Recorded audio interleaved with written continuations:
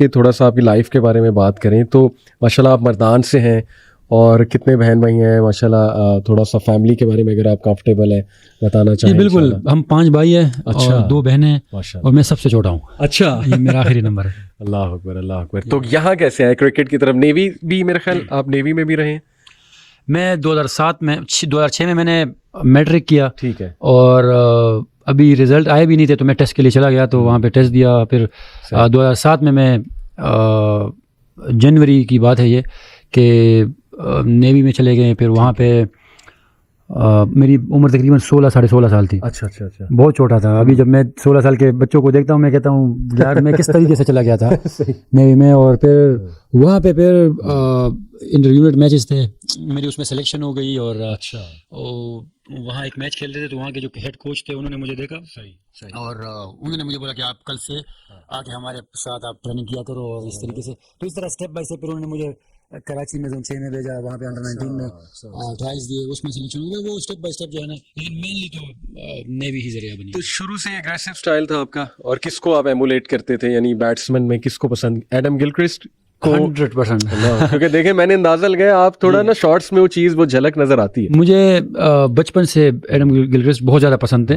حالانکہ میں ابھی کہتا ہوں کہ اے بی ڈی ویلیئرز، لیکن اس کے بعد اے بی ڈی ویلیئرز جو ہے اس نے تو آخری کر دی بیٹنگ کی. لیکن یہ کہ شروع سے میں ایڈم گلکرسٹ کو فالو کرتا تھا. اور ابھی اگر آپ جو بات کر رہے کہ اگریسو، تو میں اس سے میرے خیال میں 10 گنا زیادہ اگریسو تھا پہلے. شروع میں تو یہ جب کھیلتے ہیں آپ کھیل کے تھوڑا سا جب آپ کو سمجھ آتا ہے تو آپ پھر بڑا دیکھ کے کھیلتے ہو. تو میرے خیال میں جو نیوی کا ٹائم ہے یا جو شروع کے میرے 3-4 سال تھے وہ میں اس سے بہت زیادہ اگریسو تھا. واہ کیا بات ہے. میں ابھی نا پرسوں ایک شو کر رہا تھا، ٹین شو ہمارا ایک ہوتا ہے، اس میں بچے آتے ہیں ماشاءاللہ یہ میٹرک او لیولز وغیرہ کے. تو میں نے ان سے پوچھا کہ بیسٹ رمضان تمہارا کون سا تھا؟ ویسے ہی سوال کیا بچوں سے، کہتے سر 2017 والا. میں نے کہا بچہ، کہتے سر وہ جو چیمپئنز ٹرافی کا فائنل تھا جس میں فخر بھائی نے سینچری کی تھی. اور ماشاءاللہ آپ کی وہ سینچری مطلب ایک نئی جان پاکستان کرکٹ میں آئی اور ایک نیا سٹائل ہمیں دیکھنے کو ملا.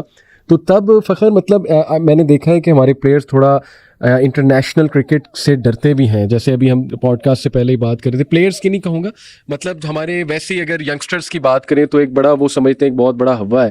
تو اتنا بڑا فائنل اور اتنی بڑی سٹیج کیسے آپ نے پریشر کو ہینڈل اس ٹائم پہ کیا اور خوب دھلائی کی ظاہر ہے انڈین بالرز کی؟ دیکھیں ایز اے مسلمان تو ہم سب کا یہی یقین ہے کہ اللہ کی مدد کے بغیر کچھ نہیں ہو سکتا. اور اس دن تو صاف دکھا بھی کہ میں 9 بال پہ آؤٹ ہوا.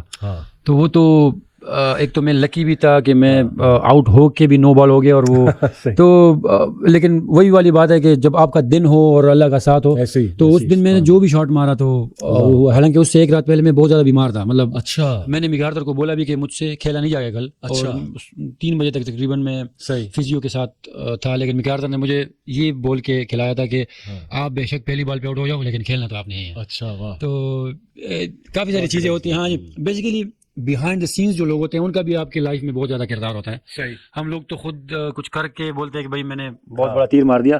لیکن جو آپ کے جو مینجمنٹ ہوتی ہے یا جو آپ کے بیہائنڈ دا سینس جو لوگ ہوتے ہیں جو آپ کے ساتھ پورا سال محنت کرتے ہیں ان کا بہت زیادہ کردار ہوتا ہے. بالکل صحیح. اچھا، ایڈم گلکرسٹ کی ہم نے بات کی.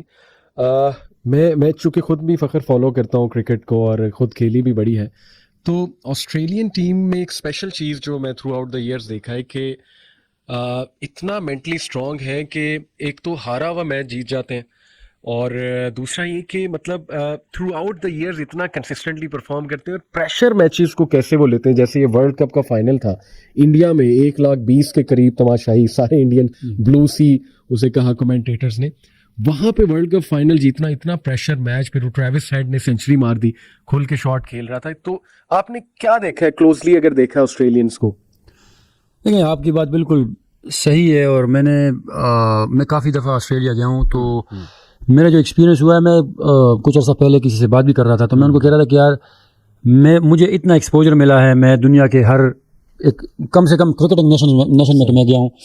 اس کے باوجود بھی میں کسی بچے سے بات کر رہا تھا آسٹریلین سے، تو وہ 5 سال کا بچہ تھا. اچھا. اور وہ جتنا کانفیڈنٹ تھا، مطلب اس کا کانفیڈنس میں سمجھتا کہ یہ میرے سے زیادہ کانفیڈنٹ ہے. اچھا. تو ان کی جو گرومنگ ہوتی ہے میرے خیال میں یہ اس کا بہت زیادہ فرق ہوگا. کیونکہ اب میں تو زیادہ وہاں پہ رہا نہیں ہوں اتنا زیادہ عرصہ، لیکن جو میں نے اس بچے سے سیکھا کہ وہ ان کی گرومنگ جو ہوتی ہے وہ بہت الگ ہوتی ہے, اور جو ان کا کلچر ہے میرے خیال میں اس کا بہت زیادہ ہاتھ ہوگا, کیونکہ ہمارے میں تو ہمارے کلچر میں تو یہ نا کہ آپ سے تھوڑا سا بڑا ہوتا ہے تو آپ جو ہم کرتے ہیں نا کہ بھائی, اور ان میں سے یہ نہیں ہے. بالکل صحیح, پروگریسو کلچر ہے, بہت انکریج کرتے ہیں ایک دوسرے کو, کانفیڈینس دیتے ہیں, اور آئی گیس کہ کمپٹیٹیو کلچر ہے بڑا نا ان کا, تو شاید اس لیے مینٹلی وہ اسٹرانگ بڑے ہوتے ہیں. آپ کی ماشاء اللہ. جی جی. اور ان کا ایک سسٹم ہے وہ, اب اگر میں آپ کو بتاؤں, جیسے ہمارے پلیئرز ہوتے ہیں تو انڈر 19 انڈر 21 جب تک ان کو صحیح سمجھ نہیں ہوتی وہ بہت زیادہ ٹیلنٹڈ ہوتے ہیں. بالکل ٹھیک. لیکن ٹائم کے ساتھ ان میں اس طرح کی امپرومنٹ نہیں آتی. مطلب میں پاکستان میں آپ کو